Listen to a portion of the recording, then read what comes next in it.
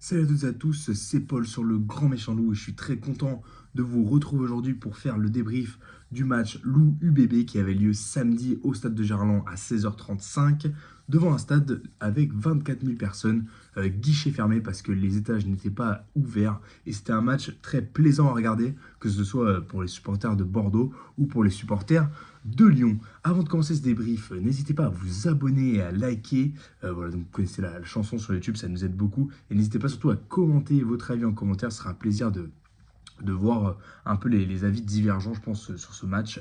Donc pour faire le rapide résumé du match, raconter un peu, on est sur un Loup qui est dominé pendant la première demi-heure, pendant les premiers instants du match, mais on s'y attendait face à cette armada. Et au final, je trouve qu'on s'en sort plutôt bien, même si on prend deux essais. Mais on s'en sort plutôt bien parce que on a par exemple un Louis Bielbiaré qui est totalement inoffensif, qui a bien été maîtrisé. Mais on a un essai, du coup, comme je le disais, du numéro 10, Laharag. Donc Karmad, pour ma part, j'avais dit que c'était le maillon faible. Finalement, c'est le premier qui a marqué. Je me suis senti un petit peu con. On est mené 14-0 ensuite, grâce à un essai de Lucu qui a été aussi stratosphérique. Et franchement, voilà, Lucu qui a montré toutes ses qualités, encore une fois, qui depuis un an et demi est juste énorme. Ça, je l'avais dit dans l'avant-match. Puis on revient grâce à une série de charges. Et notamment, on a été très bon sur les fondamentaux. Donc ça nous permet d'être dans le camp bordelais et de faire une bonne série de charges. Et Simons, notre capitaine, qui va marquer. Et donc finalement, on s'en sort plutôt bien. Donc 14-7 à la mi-temps, malgré un Méliandre qui nous saborde complètement sur chaque renvoi.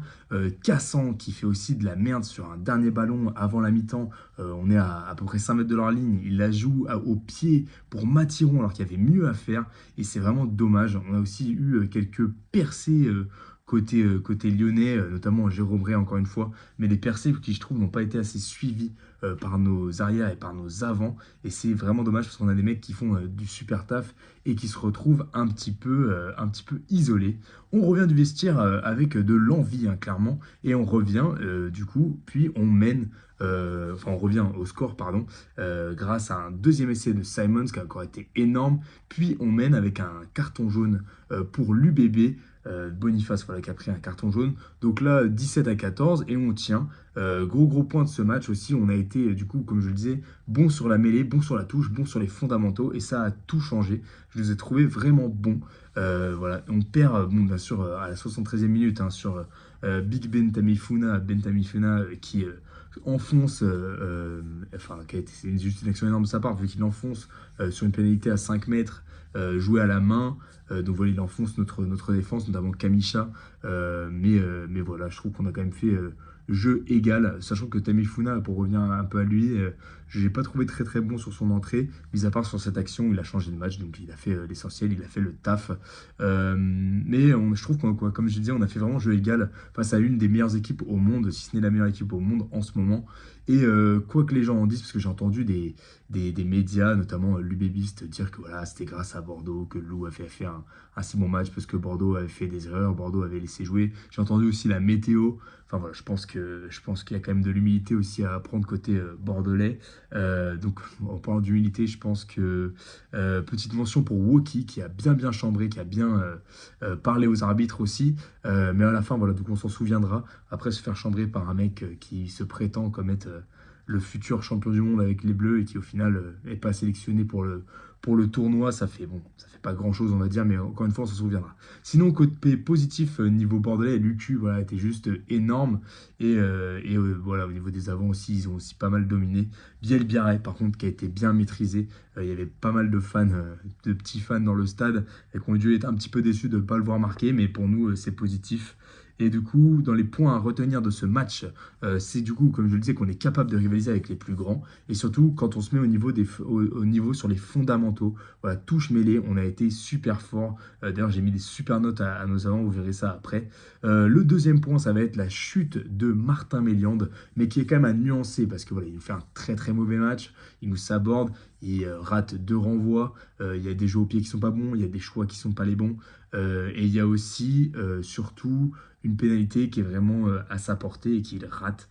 Donc voilà, mais encore une fois, je disais c'est à nuancer parce qu'il nous fait quand même une super saison. Il nous fait des super matchs en 2026, c'est son premier un peu fail. Donc voilà, on va pas tout jeter non plus. Et le troisième point, c'est vrai qu'il y a trop de jeux au pied. Voilà, on a énormément joué au pied, mais ça fait déjà quelques matchs que c'est comme ça, trop de ballons rendus, parce qu'encore un bon jeu au pied qui fout le descend dans la merde, ça peut être pas mal, mais à la fin, ça faisait que rendre des ballons, et finalement, Biel Biarré prenait tous les ballons, et c'était plutôt facile pour eux, c'était vraiment un ballon gratuit. Donc on en a un petit peu marre côté lyonnais au niveau des tribunes notamment. Et voilà. Donc, je vais passer tout de suite aux notes de l'équipe. Donc, pour notre équipe, comme je disais, ah non, avant les notes de l'équipe, je ne me suis pas noté sur ma feuille, c'est pour ça que j'ai oublié. Mais un petit point sur l'arbitrage. L'arbitre de la rencontre hein, qui était Jonathan Gassner, c'est bon, j'ai retrouvé, qui, je trouve, a été très très bon. Comme quoi, quand on a des arbitres inconnus, c'est pas plus mal. J'ai pas trouvé qu'il ait fait beaucoup d'erreurs. Vous me direz ce que vous en avez pensé. Et j'étais plutôt satisfait du niveau d'arbitrage, donc c'est top, ma théorie se confirme. Et donc on va passer tout de suite aux notes de nos joueurs. Jérôme Ray, Marchand et Absuri, la première ligne, je leur ai mis un 8 à tous les trois parce que je les ai trouvés excellents en mêlée. On n'a jamais autant gagné de mêlée et ça c'est super cool. Je les ai trouvés aussi très très bons. Jérôme qui nous a encore fait une percée, Marchand qui a été parfait au lancer et Absuri qui a quand même joué la plupart du match. Donc c'est la, enfin, la- une grande, pendant une grande durée en tout cas, et donc ça c'est vraiment cool. William Guillard, pareil, excellent en touche, ils ont bien perturbé l'alignement bordelais, 8 chacun aussi. Les troisième ligne, L, Botta et Cretin, 8 aussi chacun. Simon, je lui ai mis 9, parce que voilà, c'est le capitaine courage. Je trouve qu'il a été bon, notamment dans sa communication avec les arbitres. Il a mis un doublé, et c'est un mec qui dans le jeu est vraiment stratosphérique. On a vraiment de la chance de l'avoir parmi nous, et ça va être mon homme du match.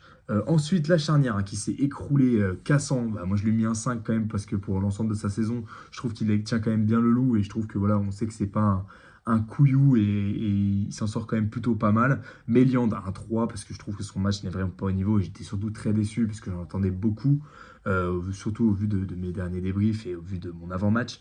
Vaille Nicolo 5 parce que j'ai trouvé qu'il n'avait pas été à la hauteur au niveau, voilà, sur les attentes qu'on peut avoir de lui. L'autre ailier, Mathiron, je lui ai mis un 6 parce que voilà, Mathiron, je trouve qu'il enchaîne les bons matchs et que c'est vraiment un bon élément. Donc, content pour lui qu'il ait pu enchaîner. La paire de centres Millet-Massy, je les ai trouvés aussi assez énormes, un peu à leur image. Massy qui a essayé de faire un peu des différences, donc je leur ai mis un 6 à chacun. Et Laure, je lui ai mis un 4, trop de jeu au pied, tue le jeu au pied. Et voilà, il est un peu retombé dans ses travers sur ce match-là, et c'est dommage, il n'a pas encore prêt, je pense, pour rivaliser avec des équipes de haut niveau comme ça, mais ça va venir. Et le banc, je lui ai mis un 7, parce que je trouvais ça assez bon, assez impactant.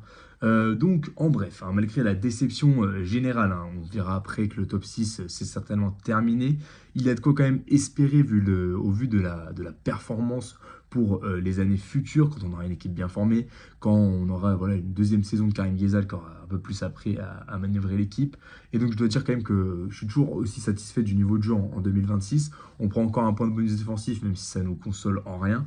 Mais voilà, je trouve ça quand même plutôt positif. Tous nos matchs en top 14 sur cette période-là. Donc le top 6 c'est fini comme je disais, ça va être trop chaud pour la suite. Mais on peut quand même aller chercher un top 8 qui serait donc synonyme de Champions Cup l'année prochaine. Il nous reste donc à domicile Castres et Bayonne, puis Montpellier. Donc Montpellier ça va être très très chaud parce que bon, les deux d'avant aussi mais un peu moins. Montpellier ça va être très très chaud parce qu'ils auront certainement quelque chose à jouer, notamment un top 2 ou un top 6 en tout cas en dernière journée. Donc ils vont venir avec leurs éléments et ils sont très très bons cette équipe, donc il va falloir faire super attention. Après ensuite à l'extérieur c'est imprenable, on aura Clermont, le Stade Français, Toulouse. Donc voilà, ça va être très très chaud. Mais je me dis que si on arrive à gagner les 3 matchs à domicile, qu'on arrive à aller prendre 1 ou 2 points à l'extérieur, ou même aller prendre une victoire à l'extérieur en plus des 3 matchs à domicile, bah, ça pourrait nous faire quand même un bilan de saison qui est plutôt pas mal et nous faire espérer au moins enfin, un top 8, du coup ce serait top. Donc voilà, moi j'ai un seul message pour l'équipe, c'est continuer comme ça. Il y a vraiment un niveau qui s'est amélioré au cours de la saison. Pour ce qui est du classement, voilà, on est retour en queue de peloton 11e, mais ce qui est bien, c'est qu'on y est dans ce peloton au niveau des points. Vous pouvez le voir ici. On est plus dans les voitures. Voilà, on n'est pas dans une espèce d'entre-deux, on joue pas le maintien, mais on joue rien d'autre. Là, on joue le top 8, on fait partie à part entière de ce championnat et ça fait vraiment plaisir. Donc on lâche rien, encore 6 matchs, là une pause de 2 semaines pendant qu'il y en a pas mal qui vont jouer en Coupe d'Europe. Donc ça va être cool pour nous, cool pour les organismes. Et voilà, moi je vous souhaite bon 2 semaines et on se retrouve très vite pour d'autres formats.